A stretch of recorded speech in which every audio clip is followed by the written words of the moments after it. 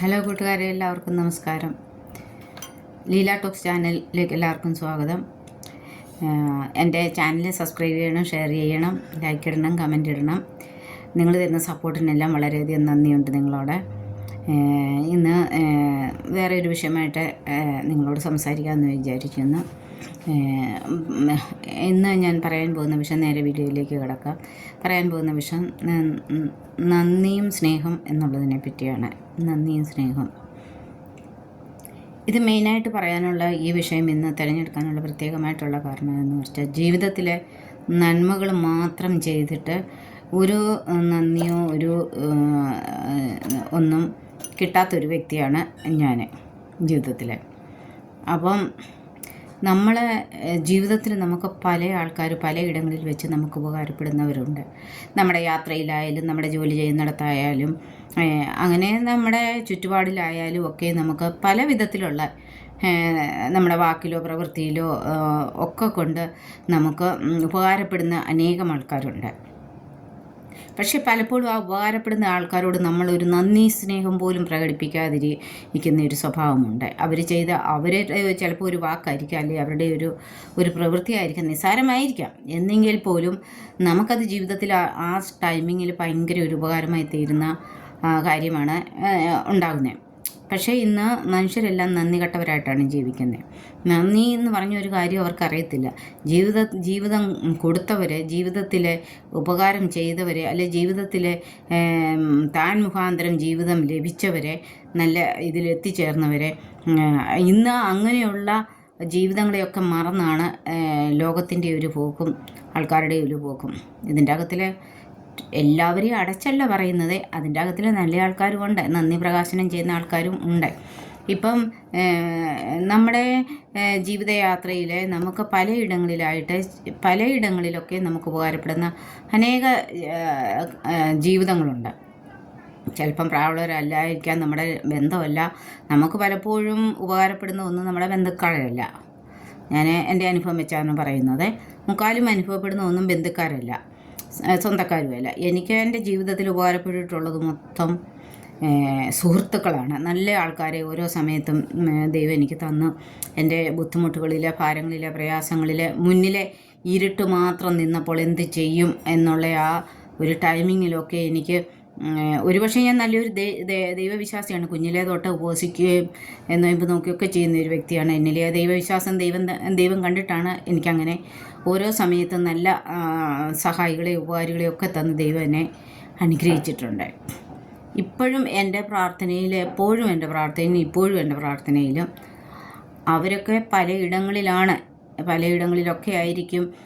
എന്നാലും അവരെയെല്ലാം എൻ്റെ പ്രാർത്ഥനയിൽ ഞാൻ ഓർക്കും. അവരെയെല്ലാം എവിടെയായിരുന്നാലും ദൈവം അധികമായിട്ട് അവരെ അനുഗ്രഹിക്കണമേ എന്ന് മാത്രമാണ് ഞാൻ പ്രാർത്ഥിക്കുന്നത്. നന്ദികേട് ആരോടും നമ്മൾ കാണിക്കരുത്. നമുക്ക് ഇന്ന് ഉപകാരം ചെയ്തവർ, അല്ലെങ്കിൽ ഇന്നലകളിൽ നമ്മുടെ ജീവിതത്തിൽ നമുക്ക് ഉപകാരപ്പെട്ടവരെ, നമുക്ക് പല വിധത്തിലായുള്ള സഹായങ്ങൾ ചെയ്തവരെ, അല്ലെങ്കിൽ ആര് മുഖാന്തരമാണ് നമ്മളിന്ന് ജീവിക്കുന്നത്, നമുക്കൊരിത് കിട്ടിയത് എന്നൊക്കെയുള്ള ജീവിതങ്ങൾക്കൊരു നന്ദി പോലും കരയറ്റാനും, പിന്നെ അവരെ ഒന്നും അറിയത്തുമില്ല, എടുക്കത്തില്ല, ആ വഴിക്കോട്ട് പോലും തിരിഞ്ഞു നോക്കാത്ത വെറും നന്ദി കെട്ട ഒരു ജനതയാണ് ഇന്ന് ഉള്ളത്, നല്ലൊരു ശതമാനവും. പക്ഷെങ്കിൽ ഈ നന്മ ചെയ്യുന്നവർ, അല്ലെങ്കിൽ ഈ ബൈബിളിൽ ഒരു വചനം പറയുന്നുണ്ട്, നിങ്ങൾ ചെറിയൊരു ഉപകാരമായാലും ആര് ചെയ്തിരുന്നാലും നിങ്ങൾ ദൈവത്തിനോടും മനുഷ്യരോട് നന്ദിയുള്ളവരായിരിക്കും എന്ന് പറയുന്നുണ്ട്. കാരണം എന്നാന്ന് ചോദിച്ചാൽ, ദൈവം നല്ല ജീവിതങ്ങളുടെ ഹൃദയങ്ങളിൽ ഇടപെട്ടാൽ മാത്രമേ നമുക്ക് ചെയ്യാൻ പറ്റത്തുള്ളൂ. ദൈവം തോന്നിക്കുമ്പോഴല്ലേ നമ്മൾ ഈ നന്മ ദൈവം ഉള്ളിൽ വസിച്ചിട്ടല്ലേ നമ്മൾക്ക് നന്മ ചെയ്യാൻ പറ്റുന്നത്, അല്ലെങ്കിൽ നമുക്ക് ചെയ്യാൻ പറ്റത്തില്ല. നമ്മളിപ്പോൾ നമുക്ക് വേണ്ടിയിട്ട് മാത്രം ജീവിച്ചു മരിച്ചു, നമുക്ക് അതിൻ്റെ അകത്തിൽ എന്തോ ലാഭം ഒന്നുമില്ല. നമ്മൾ മറ്റുള്ളവർക്ക് എന്ത് ഉപകാരം നമ്മളെ കൊണ്ട് ചെയ്യാൻ പറ്റും, പറച്ചിലായാലും പ്രവൃത്തിയിലായാലും അത് ചെയ്തിരിക്കണം. അത് ചെയ്യുന്നവരോട് ഇന്ന് നന്ദികേടും സ്നേഹമില്ലായിരിക്കുമാണ് ഇന്നത്തെ ഒരു കാലയളവിൽ നമുക്ക് തിരിച്ചു കിട്ടുന്നത്. എന്നെ സംബന്ധിച്ച് പറയുകയാണെങ്കിൽ, എൻ്റെ ജീവിതത്തിലുടനീളം എനിക്ക് നന്ദികേട് മാത്രമേ എനിക്ക് ലഭിച്ചിട്ടുള്ളൂ. സ്നേഹിച്ചവരെല്ലാം വഞ്ചിച്ചു. കണ്ണുമടച്ച് വിശ്വസിച്ചവരെ, സ്നേഹിച്ചവരെ, നമ്മുടേതെന്നൊക്കെ നമ്മൾ കരുതിയവരെ, നമ്മളവരെ ചേർത്ത് പിടിച്ചു, തോളോട് ചേർത്ത് പിടിച്ച് അവരെയൊക്കെ കൊണ്ട് നടന്നു. അവരൊക്കെ കാര്യം സാധിക്കുന്നിടം വരെ നമ്മുടെ കൂടെ നിന്ന് കാര്യം സാധിച്ചു കഴിഞ്ഞപ്പം അവർക്ക് അവരുടേതായ ഇതിലേക്ക് അവർ മാറിപ്പോയി. അവർ പിന്നെ നമ്മളെ അറിയത്തുമില്ല, എടുക്കത്തുമില്ല. സാരമില്ല, അതിൻ്റെയൊക്കെ അനുഭവങ്ങൾ അവർക്ക് അവർ ചെയ്യുന്നതിൻ്റെ അവർക്കും കിട്ടാതിരിക്കുമ്പോഴേ അവർക്ക് അതിൻ്റെ ആ വിഷമം അറിയത്തുള്ളൂ. അപ്പം നന്ദികേട് കാണിക്കുക എന്ന് പറയുന്നത് ദൈവത്തിൻ്റെ ഹൃദയമുള്ളവരും അല്ലെങ്കിൽ ദൈവം ഉള്ളിൽ വസിക്കുന്നവരാരും നന്ദികേട് കാണിക്കത്തില്ല. നന്ദികേട് പറയുകയില്ല, പ്രവർത്തിക്കുകയില്ല. അവർക്കങ്ങനെ ചെയ്യാൻ പറ്റത്തില്ല. ദൈവം ഉള്ളിൽ ഉണ്ടെങ്കിൽ അത് ഏത് ദൈവമായിക്കോട്ടെ, ഇപ്പം ശബരിമലയായാലും എന്തോ എഴുതി വെച്ചിരിക്കുന്നത്, ശബരിമല ചെല്ലുന്ന സമയത്ത് അവിടെ എന്തോ എഴുതി വെച്ചിരിക്കുന്നത്, തത്വമസി എന്നാണ് എഴുതി വെച്ചിരിക്കുന്നത്. തത്വമസി എന്ന് പറഞ്ഞാൽ ഞാൻ നിന്നിലാകുന്നു, അതായത് ദൈവം നമ്മുടെ ഉള്ളിലാകുന്നു. നമ്മുടെ ഉള്ളിൽ യേശു ഉണ്ടെങ്കിൽ, അല്ലെങ്കിൽ അയ്യപ്പനുണ്ടെങ്കിൽ, അല്ലാഹു ഉണ്ടെങ്കിൽ, നമ്മുടെ ഉള്ളിൽ ആ ദൈവങ്ങളുണ്ടെങ്കിൽ നമുക്കൊരിക്കലും അങ്ങനെ തിന്മ പ്രവർത്തിക്കാൻ നമ്മളെ കൊണ്ട് കഴിയത്തില്ല. അല്ലെങ്കിൽ നമുക്ക് നന്മ ചെയ്യുന്നവരെ നമുക്ക് തട്ടിമറിച്ചിട്ട് പോകാനോ അവരോട് നന്ദികേട് കാണിക്കാനോ നമുക്ക് പറ്റത്തില്ല. ഒരിക്കലും പറ്റത്തില്ല. കാരണം നമുക്കവിടെ ഒരു പേടി വരും. അയ്യോ, ഞാനിങ്ങനെ അവരോട് നന്ദികേട് കാണിച്ച, അല്ലെങ്കിൽ ഞാനിങ്ങനെ ചെയ്തല്ലയോ ദൈവം എന്നെ ശിക്ഷിക്കത്തില്ലേ, ഇതിനൊക്കെ പ്രതിഫലം ഉള്ളതല്ലേ, ചെയ്യുന്ന പ്രവൃത്തികളുടെ ഫലങ്ങൾ ഉള്ളതല്ലേ എന്ന് ചിന്തിക്കുന്നവരെ അങ്ങനെയൊന്നും ചെയ്യത്തില്ല. പക്ഷെ അങ്ങനെ ചിന്തിക്കാത്തവരെ എന്ന് പറയുന്നത് ഒട്ടും ദൈവം ഉള്ളിലില്ലാത്തവരാണ്. ദൈവം ഉള്ളിലുള്ളവർക്കാർക്കും അങ്ങനെ, ദൈവസ്നേഹം ഉള്ളിലുള്ളവർക്കാർക്കും അങ്ങനെ മറ്റുള്ളവരെ തന്നെ കൂടെ നിർത്തിയവരെ, അല്ലെങ്കിൽ താൻ മുഖാന്തരം ഇതായത് നമ്മളെ സഹായിച്ചവരെ, ഉപകരിച്ചവരെ, അവരെയൊന്നും ഉള്ളിൽ നിന്ന് തള്ളിക്കളഞ്ഞ് നന്ദികേട് കാണിക്കുവാൻ അവർക്കാർക്കും പറ്റത്തില്ല. അപ്പോൾ അവരുടെ ഉള്ളിലൊക്കെ വസിക്കുന്നത് വേറെ ആത്മാക്കളാണ്, ദൈവത്തിൻ്റെ ആത്മാക്കളൊന്നുമല്ല. ദൈവത്തിൻ്റെ ആത്മാക്കൾ ഉള്ളിലിരിക്കുന്നവർക്കൊന്നും അങ്ങനെ ചെയ്യാൻ പറ്റത്തില്ല. അത് ഏത് ദൈവത്തിൻ്റെ ആയാലും അവർക്കങ്ങനെ ചെയ്യാൻ പറ്റത്തില്ല. അപ്പം കർമ്മം ചെയ്യുക, നമ്മുടെ ലക്ഷ്യം കർമ്മഫലം തരും ഈശ്വരനല്ലോ എന്നാണല്ലോ പറയുന്നത്. അപ്പം നമ്മൾക്ക് ചെയ്യാനുള്ള കർമ്മം ചെയ്യുക. അത് സൽക്കർമ്മങ്ങളായിക്കോട്ടെ, നല്ല കാര്യങ്ങളായിക്കോട്ടെ, നല്ല പ്രവൃത്തികളായിക്കോട്ടെ, നമ്മുടെ ഒരു വാക്കുകൊണ്ടോ ഒരു ഇതുകൊണ്ടോ ആർക്കെങ്കിലും ഒരു ഇതുണ്ടാകുന്നുണ്ടെങ്കിൽ അത് ഏറ്റവും നല്ലതാണ്. ഇപ്പം നമ്മളോട് എന്നെ സംബന്ധിച്ച്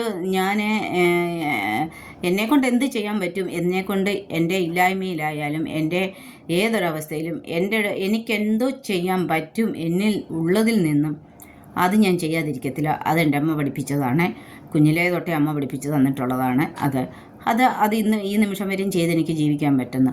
എന്നെ സഹായിച്ചവരെ, എൻ്റെ ഓർമ്മ വെച്ച നാൾ മുതലോ അല്ലെങ്കിൽ എനിക്ക് ബുദ്ധി വെച്ച സമയം മുതലോ എന്നെ ജീവിതത്തിൽ സഹായിച്ചവർ, ഉപകാരപ്പെട്ടവരെ, എൻ്റെ ജീവിതയാത്രയിൽ ഒക്കെ ഒറ്റപ്പെടലിലാണ് ഞാൻ ജീവിച്ചിട്ടുള്ളത് മുക്കാലും. കാരണം പ്രവാസിയായി തീർന്നു. പിന്നെ അവിടുന്ന് എത്ര ആയാലും അത് ഒറ്റപ്പെടലാണ്. സ്വന്തം കുടുംബത്തെ, ഭർത്താവിനെയും മക്കളെയൊക്കെ വിട്ടിട്ട് നമ്മൾ വലിയ രാജ്യങ്ങളിൽ പോയി നമ്മൾ പ്രവാസിയായി കഴിയുമ്പോൾ അത് ഒറ്റപ്പെടലിൽ ഭയങ്കര, അത് അനുഭവിക്കുന്നവർക്ക് അതിൻ്റെ വേദന അറിയത്തുള്ളൂ. അപ്പോൾ ആ ഒറ്റപ്പെടലിൽ അനുഭവിച്ച് ജീവിക്കുമ്പോഴേ നമ്മളെ കൊണ്ട് ജീവിക്കുന്നവരുണ്ട് അല്ലേ. നമ്മൾ ആർക്ക് വേണ്ടിയിട്ട് ഒറ്റപ്പെടലിൽ സഹിക്കുന്നു, അല്ലെങ്കിൽ ആർക്ക് വേണ്ടിയിട്ട് നമ്മൾ ഈ ത്യാഗം സഹിക്കുന്നു, എടുക്കുന്നുള്ള ആൾക്കാരുണ്ട്, അവർക്ക് നമ്മുടെ പിന്നിലുണ്ട്. അപ്പോൾ അവർ തന്നെ നമ്മളോട് നന്ദികേടും ഇത് കാണിച്ചു കഴിഞ്ഞാൽ പിന്നെ എന്തോ പറയാൻ പറ്റും. അപ്പം ദൈവം ഉള്ളിൽ വസിക്കുവാണെങ്കിൽ, ദൈവം ഉള്ളിലിരിക്കുന്നവരും യഥാർത്ഥ സ്നേഹവും ആത്മാർത്ഥ സ്നേഹവും ഉള്ളവരെ അവർക്ക് ഒരിക്കലും ഇങ്ങനെയുള്ള പ്രവൃത്തികൾ ചെയ്യാൻ പറ്റത്തില്ല. അവർ നന്ദികേട് കാണിക്കില്ല. അവരൊരിക്കലും നന്ദികേട് കാണിക്കാൻ അവരെ കൊണ്ട് പറ്റത്തില്ല. കാരണം അവരുടെ ഉള്ളിൽ ദൈവമുണ്ട്. ദൈവം ഉണ്ടെങ്കിൽ അങ്ങനെ ചെയ്യാൻ പറ്റത്തില്ല. ദൈവം ഉള്ളിൽ എത്രത്തോളം കാലം എന്തും വേണേലും കാണിച്ചു കൂട്ടായെടുക്കുക, അങ്ങനെയുള്ളവർ അവർ ചെയ്യും. അത് ദൈവത്തിൻ്റെ ആത്മാവല്ല അവരുടെ ഉള്ളിലിരിക്കുന്നത്. ജീവിതത്തിൽ നന്മ ചെയ്യുക എന്നുള്ളതാണ് എല്ലാവരും പഠിപ്പിക്കുന്നത്. എല്ലാ വേദങ്ങളും പഠിപ്പിക്കുന്നത്, എല്ലാ ക്രിസ്തുവിൻ്റെ ആയാലും ബൈബിളായാലും ഖുറാനായാലും ഭഗവത്ഗീതയോ അതൊന്നും എനിക്ക് അത്ര കൂടുതലായിട്ട് ഞാൻ വായിച്ചിട്ടില്ല. പക്ഷേ അതിലെല്ലാം പറയുന്നത് നന്മ ചെയ്യുക എന്നുള്ളതാണ്.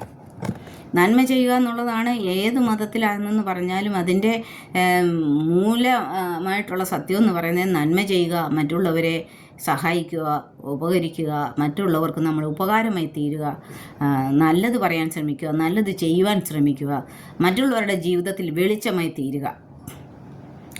അന്ധകാരമായി മാറുക എന്നല്ല, മറ്റുള്ളവരുടെ ജീവിതത്തിൽ വെളിച്ചമായി തീരുക, ഇതൊക്കെയാണ് പറയുന്നത്. പക്ഷേ ആ നന്മ ചെയ്യുന്നവരോട് ഇന്ന് നന്ദികേടാണ് കാണിക്കുന്നത്. നന്ദികേടെന്ന് പറഞ്ഞാൽ പറഞ്ഞറിയിക്കാൻ വയ്യാത്ത നന്ദികേടാണ് ഓരോ ജീവിതങ്ങളെ കാണിക്കുന്നത്. ജീവിതത്തിൽ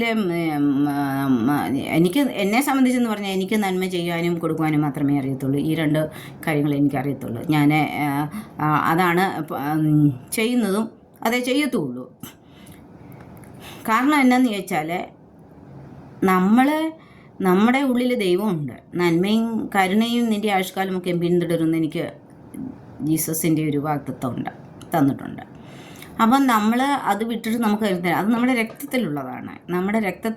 നമുക്ക് നമ്മളിൽ വസിക്കുന്ന ദൈവം നമ്മളിൽ പ്രവർത്തിച്ച് നമ്മളെ കൊണ്ട് ചെയ്യിപ്പിക്കുന്നതും പറയിപ്പിക്കുന്നതാണ് ഇങ്ങനെയുള്ള കാര്യങ്ങൾ നന്മ ചെയ്യെടുക്കുക എന്നുള്ളത്. പക്ഷേ സാധാരണ നമ്മളെല്ലാവരും പറയുന്നത് തിരിച്ചൊന്നും പ്രതീക്ഷിച്ചൊന്നും ചെയ്യുന്ന, തിരിച്ചാരും പ്രതീക്ഷിച്ചൊന്നും ചെയ്യുന്നില്ല, തിരിച്ചോട്ട് കിട്ടുന്നുമില്ല. എൻ്റെ ജീവിതത്തിൽ പറഞ്ഞാൽ എനിക്ക് ഇന്നുവരെ ഒന്നും തിരിച്ചു കിട്ടിയിട്ടില്ല. ഞാൻ ചെയ്തിട്ടുള്ള നന്മകൾ മാത്രമേ ചെയ്തിട്ടുള്ളൂ. കുടുംബത്തിനായാലും കൂട്ടുകാർക്കായാലും സുഹൃത്തുക്കളായാലും ആർക്കായാലും ചെയ്തിട്ടുള്ളൂ. പക്ഷേ എനിക്ക് തിരിച്ചൊന്നും അതിൽ നിന്നും കിട്ടിയിട്ടുമില്ല. എനിക്ക് കിട്ടണമെന്ന് ആഗ്രഹവുമില്ല. എനിക്ക് കൊടുക്കാനാണ് ആഗ്രഹം. ഞാൻ ആരുടെയും ഒന്നും പ്രതീക്ഷിക്കുന്നില്ല. പക്ഷെങ്കിൽ സ്നേഹമെന്നുള്ള ഒരു കാര്യമുണ്ടല്ലോ. സ്നേഹം, നമ്മൾ കൊടുത്ത സ്നേഹം എന്ന് പറയുന്ന ഒരു കാര്യം, പലരും ഗുഡ് മോർണിംഗ് മെസ്സേജും അത് ഇതൊക്കെ ഇടുന്നതിന് അതിലുണ്ട് സ്നേഹം കൊടുത്താൽ സ്നേഹം കിട്ടുമെന്ന്. സ്നേഹം കൊടുത്താൽ സ്നേഹം കിട്ടുമെന്ന്. പക്ഷെ ഞാൻ എൻ്റെ അനുഭവത്തിൽ നിന്ന് പറയുവാണെങ്കിൽ സ്നേഹം കൊടുത്തിട്ട് എനിക്ക് സ്നേഹം കിട്ടിയിട്ടില്ല. സ്നേഹം കൊടുത്തിട്ട് എനിക്ക് തിന്മ മാത്രമാണ്, ദേഷ്യവും മാത്രമാണ് ലഭിച്ചിട്ടുള്ളത്. എനിക്ക് അളവറ്റ സ്നേഹം കൊടുത്തിട്ട് എനിക്ക് തിരിച്ചാണ് ലഭിച്ചിട്ടുള്ളത്. അപ്പോൾ ഈ മെസ്സേജൊക്കെ ചുമ്മാതെ നൈറ്റ് വിഷസിലും മോർണിംഗ് വിഷസിലും ഒക്കെ എഴുതി വിടുന്ന കണക്കൊന്നും അതിൻ്റെ അകത്തിലൊന്നും ഒരു കാര്യവുമില്ല. സ്നേഹം കൊടുത്താലും സ്നേഹം തിരിച്ച് കിട്ടുന്ന ഒരു കാലയളവല്ല ഇന്ന് നമ്മൾ കടന്നു പോകുന്നത്. സ്നേഹം കൊടുത്തിട്ടുണ്ടോ? നിങ്ങൾ സ്നേഹം കൊടുത്തിട്ടുണ്ടോ? നന്മ ചെയ്തിട്ടുണ്ടോ? നിങ്ങൾ നല്ലത് പ്രവർത്തിച്ചിട്ടുണ്ടോ? തീർച്ചയായിട്ടും നിങ്ങൾക്ക് തിരിച്ചടികളും ദുഃഖങ്ങളും പ്രയാസങ്ങളും അവർ തരും. തീർച്ചയായിട്ടും ഇന്ന് അതാ ഒരു കാലയളവിൽ കൂടെയാണ് നമ്മൾ കടന്നു പോയിക്കൊണ്ടിരിക്കുന്നത്. അപ്പം പിന്നെ നന്ദിയില്ലാത്തവർ, സ്നേഹമില്ലാത്തവരെ അല്ലെ ഒരു പ്രാവശ്യം അവർ മുഖാന്തരമാണല്ലോ ഞാനിവിടെ എത്തിയത്, അല്ലെ അവർ മുഖാന്തരമാണല്ലോ എനിക്കിതൊക്കെ ലഭിച്ചത്, അല്ലെ അവർ മുഖാന്തരമാണല്ലോ ഞാനിവിടെ എത്തിയത്, ഈ നിലയിൽ എത്തിയത്, അല്ലെ മാതാപിതാക്കൾ മുഖാന്തരമാണല്ലോ മക്കൾ ഒരു നിലയിലെത്തുന്നത്. ഇന്നത്തെ മക്കൾക്ക് എവിടെയാണ് സ്നേഹമുള്ളത്? സ്നേഹം ഒരു 80% ഞാൻ നോക്കിയിട്ട് ഇന്ന് സ്നേഹമില്ലാത്ത മക്കളാണ്. ഇപ്പം ഒരു വാർത്ത ഇങ്ങനെ ഇത് കണ്ടിട്ടില്ലേ, 4 വർഷമായിട്ട് മോനെ വീട്ടിൽ നിന്ന് ഇറക്കി വിട്ട് കഴിഞ്ഞിട്ട് ആ അമ്മ 4 വർഷമായിട്ട് പോരാടി, നിയമത്തിന് മുന്നിൽ പോരാടി.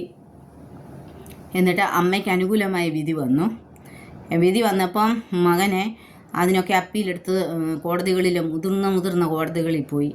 പക്ഷെങ്കിൽ എല്ലായിടത്തും അമ്മയ്ക്ക് അനുകൂലമായ വിധി ലഭിച്ചു. ഇത് ലഭിച്ചിട്ട് മകനെയും മരുമകളെയും അവിടെ നിന്ന് ഇറക്കി വിടുക ചെയ്തത്. ആ വീട് അമ്മയ്ക്ക് കളക്ടർ സഹിതം ചെന്നത് അമ്മയ്ക്ക് തിരിച്ചു കൊടുക്കുന്നതായിട്ട് ഇപ്പം ഞാൻ ആ വാർത്ത കണ്ടതേ ഉള്ളൂ യൂട്യൂബിൽ ന്യൂസ്. അപ്പോൾ ഇതാണ് സംഭവിക്കുന്നത്. അപ്പം ഈ ചില പാപ്പന്മാരൊക്കെ മരിച്ചു പോയി കഴിയുമ്പോൾ ഈ അമ്മമാരൊക്കെ വളരെ കഷ്ടപ്പെട്ടിട്ടായിരിക്കും ഈ മക്കളെ വളർത്തുകയും പഠിപ്പിക്കുകയും എടുക്കുകയൊക്കെ ചെയ്യുന്നു. അവിടെ ഓടി ഇതാണ് കാണുന്നത്. അവർക്കും മക്കളുണ്ടാകുമ്പം അവരുടെ മക്കൾ അവരോട് അങ്ങനെ ചെയ്യാതിരിക്കട്ടെ എന്ന് മാത്രമേ നമുക്ക് ചെയ്യാൻ പറ്റത്തുള്ളൂ. പിന്നെ എല്ലാ അമ്മമാരും നിയമത്തിൻ്റെ വഴിയിൽ പോയാൽ, എല്ലാ അമ്മമാരും നിയമത്തെ എടുത്താൽ ആ അമ്മമാർക്ക് മാത്രമായിരിക്കും വിജയം. ആ അമ്മമാർക്ക് മാത്രമാണ് വിജയം. പിന്നെ ചില അമ്മമാരെ പൊക്കോട്ടെ, ജീവിച്ചോട്ടെ, സാരമില്ല, അവർ ജീവിച്ചോട്ടെ, അവർ പൊക്കോട്ടെ, സാരമില്ല, അങ്ങനെ കരുതുന്ന അമ്മമാരാണ് ഇന്ന് ഏറെ അധികവും ഉള്ളത്. രമ്മക്കായാലും വൃദ്ധഭവനങ്ങളിലും അനാഥ മന്ദിരങ്ങളിലും കഴിയുന്ന അമ്മമാർ പറയുന്നതൊക്കെ നമ്മൾ കേൾക്കുന്നുണ്ടല്ലോ. വേണ്ട മക്കളെ, അവർ ജീവിച്ചോട്ടെ, അവർ നന്നായിട്ട് ജീവിച്ചോട്ടെ, സാരമില്ല എന്ന് പറയും. അതാണ് അമ്മ. ഒരു മകൻ തൻ്റെ അമ്മയെ പറ്റിക്കുമ്പോളെ അതിന് പറ്റിക്കാൻ ആകുന്ന ഒരു മരുമകളുണ്ടല്ലോ, ആ മരുമകൾക്കും ഒരമ്മയുണ്ടെന്നുള്ളത് ഓർക്കുക, അല്ലേ? അങ്ങനെ ഓർക്കണം. അവളും അമ്മയാണല്ലോ. അങ്ങനെ വരുന്ന അവരും അമ്മയാണല്ലോ. ഇത് കൂലിയില്ലാത്ത വേലയൊന്നും അല്ലല്ലോ ഓരോ മനുഷ്യർക്കും കിട്ടുന്നത്, അല്ലല്ലോ. അപ്പം ഇന്ന് നന്ദിയും സ്നേഹവും എവിടെയാണ് ഉള്ളത്? നന്ദി സ്നേഹമില്ലാത്തൊരു തലമുറയാണ് ഇന്നുള്ളത്. ആരോടുമില്ല. മാതാപിതാക്കളോടില്ല, പിന്നെ സുഹൃത്തുക്കളോടില്ല. ഞാൻ എൻ്റെ സ്വന്തം ഇതാണ്. ഞാൻ എൻ്റെ ഭാര്യ, എൻ്റെ മക്കളെ, ഞാൻ ഇതാണ് ഇന്ന് നടന്നുകൊണ്ടിരിക്കുന്നത്. അപ്പം എന്താ പറയുക, ഇപ്പം നമ്മളിത് പറയുമ്പോൾ അവർക്ക് അവരൊക്കെ പഴയ ജനറേഷനുള്ളതല്ലേ, അവർക്കൊക്കെ ഇങ്ങനെ ഒക്കെ അല്ലേ ചെയ്യാൻ പറ്റത്തുള്ളൂ, അവരിതൊക്കെ പറയത്തുള്ളൂ.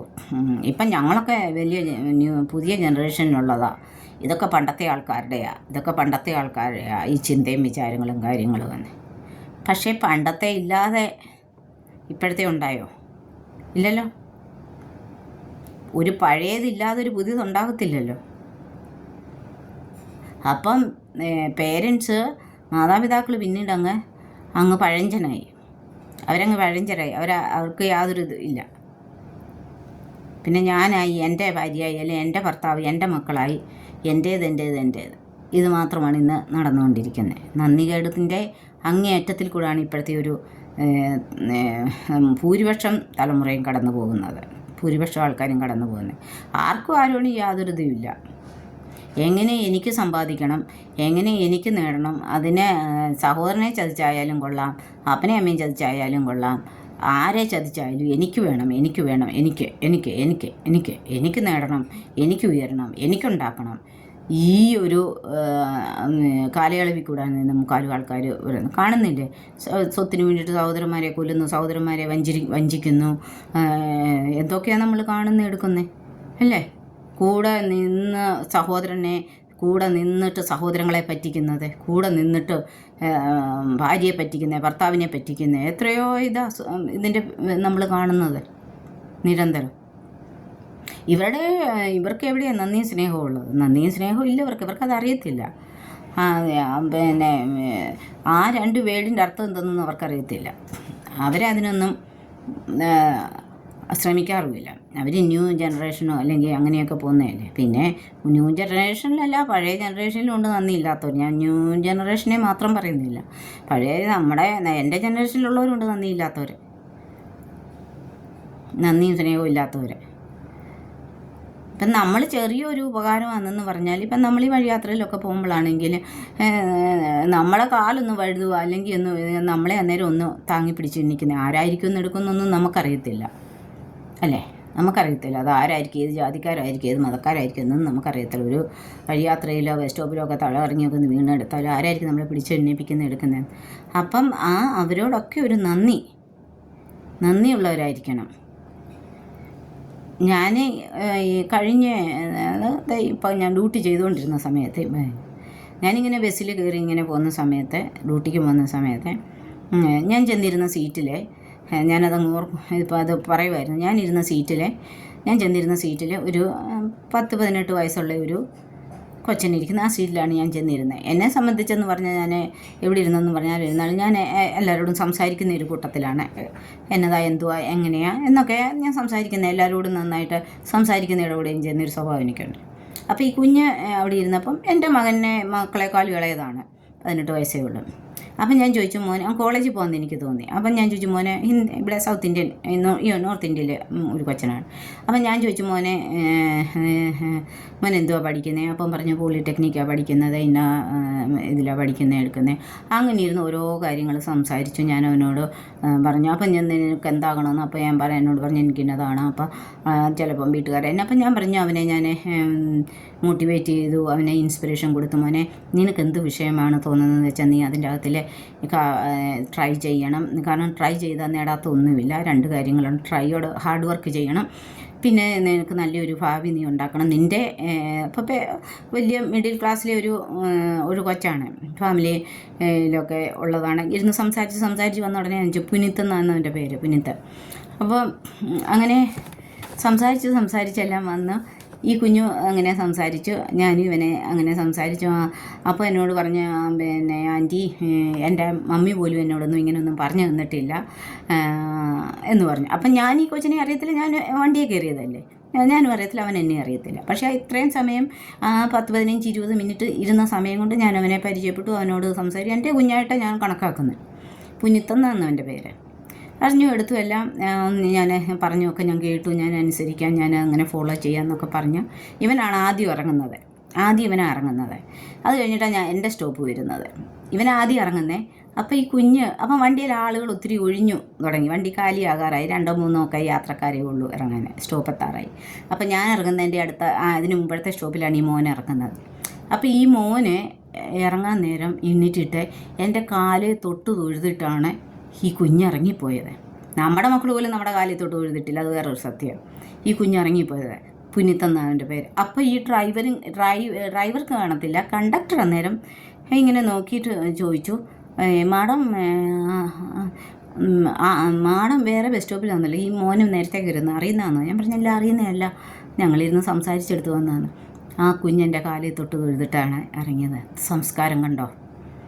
18 വയസ്സുള്ള കുഞ്ഞ്. ഇപ്പോഴും ഞാൻ ആ കുഞ്ഞിനെ ഓർത്ത് പ്രാർത്ഥിക്കുന്നുണ്ട്. ഇനി ജീവിതയാത്രയിൽ ഞാൻ അവനെ കണ്ടില്ല, എനിക്കിപ്പോൾ മുഖഷേപ്പ് പോലും അത്ര അങ്ങോട്ട് ഓർക്കുന്നില്ല. പക്ഷേ അവനെ ഓർത്ത് ഞാൻ എപ്പോഴും പ്രാർത്ഥിക്കുന്നുണ്ട്, അവന് നല്ലൊരു ഭാവി എടുക്കണമെന്ന്. അപ്പം അതാണ്, ആ കുഞ്ഞ് അത്രയും നേരം സംസാരിച്ചു എടുത്തു. അവൻ്റെ അമ്മ പോലും ഇങ്ങനെയുള്ള കാര്യങ്ങൾ പറഞ്ഞു തന്നിട്ടില്ല എന്ന് പറഞ്ഞ് ആ കുഞ്ഞിൻ്റെ ഉള്ളിൽ വന്ന് അവൻ ഇറങ്ങാൻ നേരം എൻ്റെ കാല് തൊട്ട് തൊഴുതിട്ടാണ് ആ മോൻ ഇറങ്ങുന്നത്. അതാണ്, അങ്ങനെയുള്ളവരുണ്ട്. അത്ര സമയത്തിനുള്ളിൽ ആ കുഞ്ഞിന് എന്നോട് തോന്നിയ സ്നേഹവും നന്ദി ആ കുഞ്ഞ് പ്രകടിപ്പിച്ചിട്ടാണ് ഇറങ്ങിയത്. അതാണ്, അങ്ങനെയുള്ളവരുണ്ട്, ഇല്ലെന്നല്ല ഞാൻ പറയുന്നത്. പക്ഷേ മോസ്റ്റ്ലി ഒരു 85% ഒക്കെ ചുമ്മാതെ നന്ദിയില്ലാത്തവരാണ്. എത്ര ചെയ്താലും നമ്മുടെ കുഞ്ഞുങ്ങൾ നമ്മുടെ കാല് തൊട്ട് എഴുതിയിട്ടില്ല, ഉള്ള കാര്യം ഞാൻ പറയാമല്ലോ, മനസ്സിലായി? അപ്പോൾ ആ ഒരു കുഞ്ഞ്, അതൊക്കെയാണ് നമ്മൾ പാഠമാക്കേണ്ടുന്നതും നമ്മൾ മനസ്സിലാക്കേണ്ടുന്നത്. ഇന്ന് വന്നിട്ട് ആരെന്തോ ഉപകാരം ചെയ്താലും എടുത്താലും ഒരു നന്ദിയുമില്ല, സ്നേഹവുമില്ല, ഒന്നുമില്ല. നമ്മൾ ചെയ്തോ, ആ ചെയ്തപ്പോഴുള്ള ആ ഒരു ഉൽപ്പീരും കാര്യങ്ങളും, അത് കഴിഞ്ഞ് കാര്യം നേടിക്കഴിഞ്ഞോ പിന്നെ അറിയത്തേ ഇല്ല. ആരെയും അറിയത്തില്ല. അങ്ങനെ നന്ദി സ്നേഹമില്ലാത്തൊരു തലമുറ ഒരു കാലഘട്ടത്തിൽ കൂടെയാണ് മനുഷ്യർ പൊതുവെ കടന്നു പോകുന്നത്. പക്ഷെങ്കിൽ എനിക്ക് പറയാനുള്ളത്, ഈ വീഡിയോയിൽ കൂടെ എനിക്ക് പറയാനുള്ളത്, നിങ്ങൾക്ക് ചെറിയൊരു ഉപകാരം ചെയ്താലും, നിങ്ങൾക്ക് ഒരു ഗ്ലാസ് വെള്ളം ആരെങ്കിലും തന്നിട്ടുണ്ടെങ്കിൽ, അല്ലെങ്കിൽ നിങ്ങളുടെ ഒരു കൈ പിടിച്ച് നിങ്ങളെ താങ്ങി എണീപ്പിച്ചിട്ടുണ്ടെങ്കിൽ, നിങ്ങൾക്ക് എന്തെങ്കിലും രീതിയിൽ നിങ്ങൾക്ക് അവരോട് നന്ദിയും സ്നേഹവും കാണിക്കണം. നന്ദി പറയണം, നന്ദി പറയാൻ പഠിക്കണം, നന്ദി പറയാൻ പഠിക്കണം, പ്രകടിപ്പിക്കാൻ പറ്റണം, സ്നേഹവും പ്രകടിപ്പിക്കാൻ പറ്റണം, പറയാൻ പറ്റണം. അതാണ് നമ്മുടെ ജീവിതത്തിൽ നമുക്ക് കൈവരിക്കേണ്ടത്. അപ്പോൾ ഇന്ന് ഇത്രയും ആണ് ഈ വീഡിയോയിൽ കൂടെ പറയാനുള്ളത്. എല്ലാവരും എൻ്റെ വീഡിയോ ഷെയർ ചെയ്യണം, ലൈക്ക് ചെയ്യണം, കമൻറ്റ് ഇടണം. നിങ്ങൾ തരുന്ന എല്ലാ സപ്പോർട്ടിനും വളരെ നന്ദിയുണ്ട്. ദൈവം നിങ്ങളെയൊക്കെ അനുഗ്രഹിക്കട്ടെ എന്ന് എനിക്ക് പറയാനുള്ളൂ. അപ്പം തൽക്കാലം ഇത്രയേ ഉള്ളൂ. ഇനി നാളെ വേറെ ഒരു വിഷയമായിട്ട് വരാം.